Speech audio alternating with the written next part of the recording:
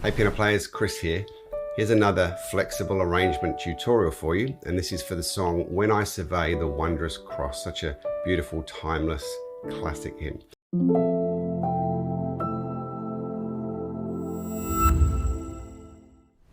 So I hope you enjoy playing this. You've had a couple of these already, you should know what we're doing. We're basically going to take you through how to play the piece in a flexible arrangement, meaning it doesn't have to sound the same every time, using the melody in the right hand, embellishing, and playing around the chords in the left hand. So I do have a full arrangement notated, but if you don't read music, that's why I've done this also. So you can play, and this is particularly for the style of incidental music during communion, offering, prelude, postlude, etc. So what you do need to do is you need to download the chord chart that goes along with this. So you see the link below, and you also need to make sure that you know the melody. This is a very well-known hymn, but if you don't know the melody, listen over and over until you can play it in this key of D, with your right hand.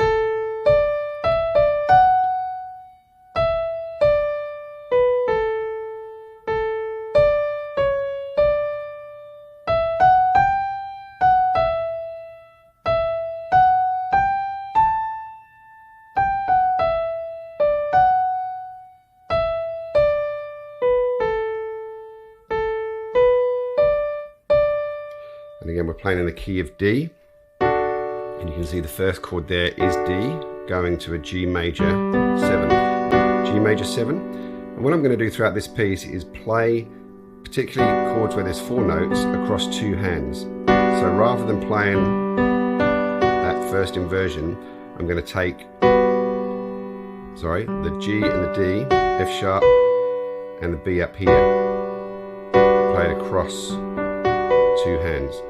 Quite effective. If you play it all together, there's a bit too much unless you're really trying to emphasize the chords. Let me show you how that works. So to start with,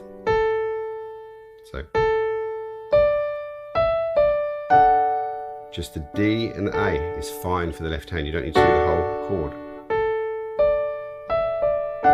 Then a passing note, C sharp, and then the G, D, F sharp, B.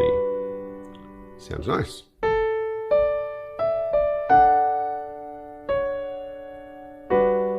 This is very similar to the written arrangement I've done. Okay.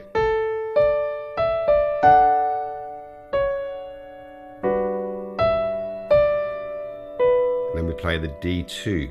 And I'm just doing a D and an A in the left hand, and then the D, E, A in the right hand.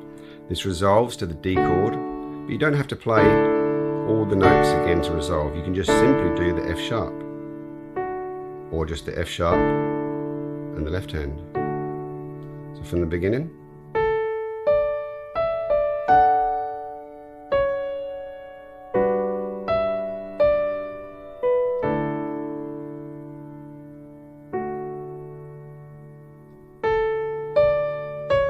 And then we've got an E minor 7, which I'm doing again across 2 hands. E, B, D, G, up to the D. On which the prince. And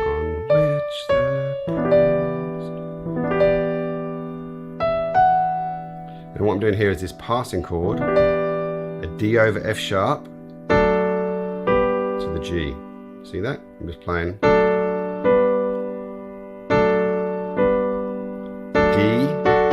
over F sharp. I'm playing the F sharp and the A here, the D and the A to the G.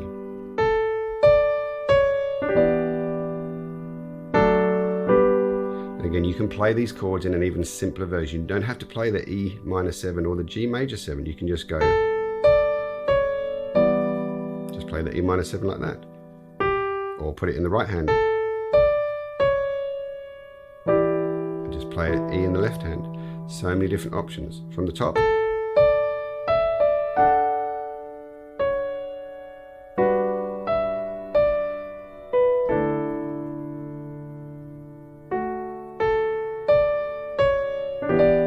Glissando there, passing chords.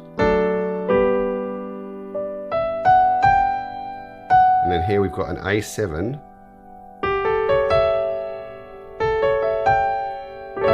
but a sus. Again, when you resolve, you don't have to play all the notes, it sounds a bit clumsy. Just do maybe the 7th and the 3rd, and the 1, 5 in the left hand.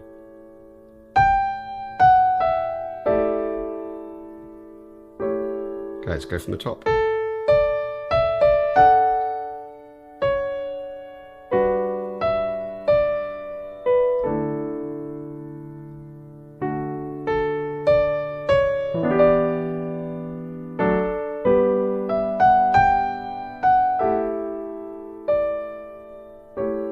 So you do a little passing note to lead to the A7.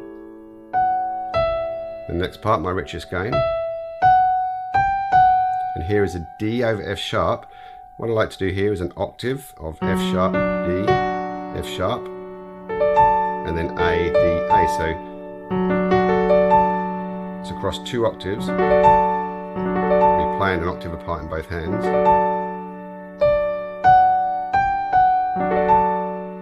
Then the passing chord to just a G. Now we go to a B minor 7, and you can just play a simple, that's a B minor 7, or you can do it more in the right hand and play a lower bass note. With minor 7s, it's good to not play the minor 7 with the chord in that close inversion. It's nice to sort of separate it. If you're playing the 7th, the root here, you don't need to play it in the right hand as well. Now what I really like to do that you can try here though, is do a run in the left hand and use the 2nd note. So you could just go, but it sounds really nice to add that 2nd in the scale, B minor. Let me show you how that sounds. Richest going, my riches. Passing chord, A count, but loss. I'm going to do that across 2 octaves. You can follow that, you can slow this video down, pause it, get those notes. Back to the G. Again, from my richest gain.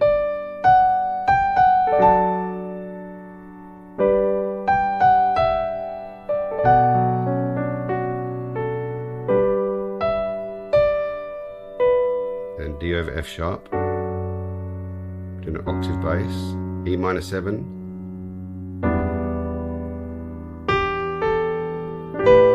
G over A slash chord, D sus to the D. I do from my richest gain again.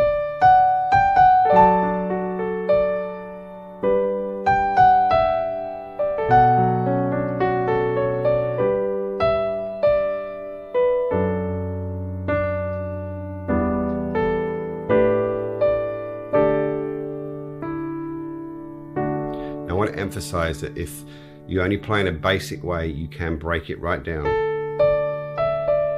2 notes there. Don't worry about the major 7. Don't even worry about the 2nd. That works.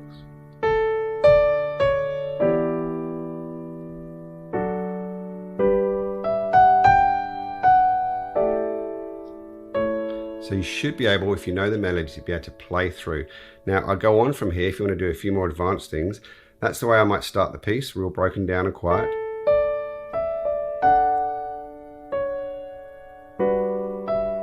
When I get to the end,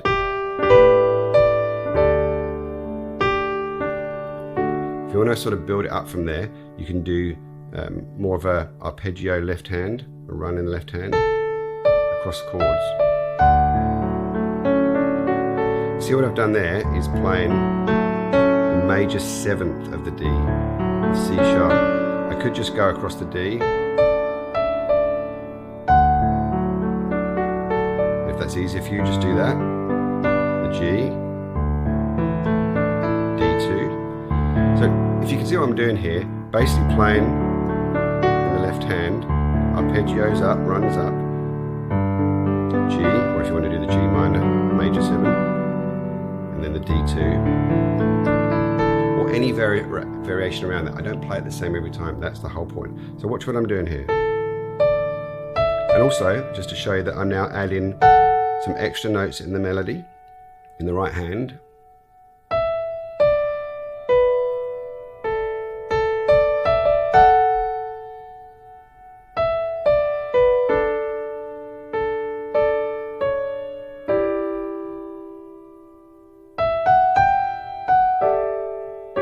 As long as you add them under the melody, you can add any notes from the chord. So let's go from the end of the first part. So we'll play it softly and bring it up a little bit.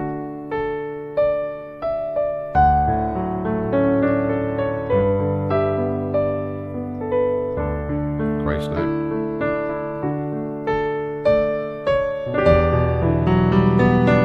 And again, I love this in E minor to use the second. When you do an arpeggio in a minor, to add that second note just is really warm.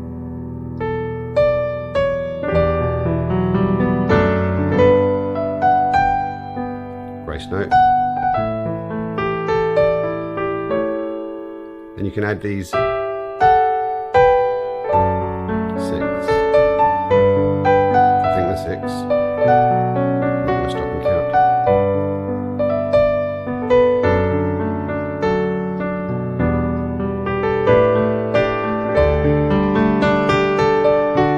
So you can do a second time round where you play it a bit more, a few more notes, a bit more expressively there. Then you can bring it right up and do it even softer than you did in the beginning. Really break it down.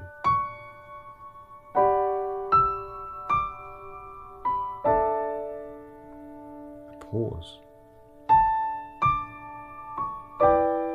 Don't even do the passing notes.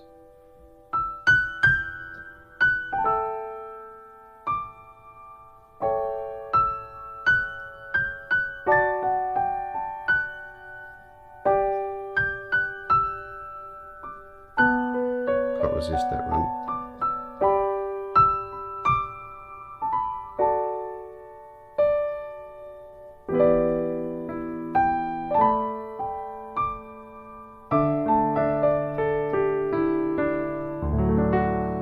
Again, just a glissando across the octave. I'm doing a tenth there. If you can't reach, you could just do that. So hopefully that gives you some ideas of how you can actually go over this a few times and play When I Survey the Wondrous Cross by ear in a reflective style suitable for incidental music. If you have any questions about this, you want to get some more tips on this particular piece, just let me know. I hope that's helpful for you. Happy playing. Take care.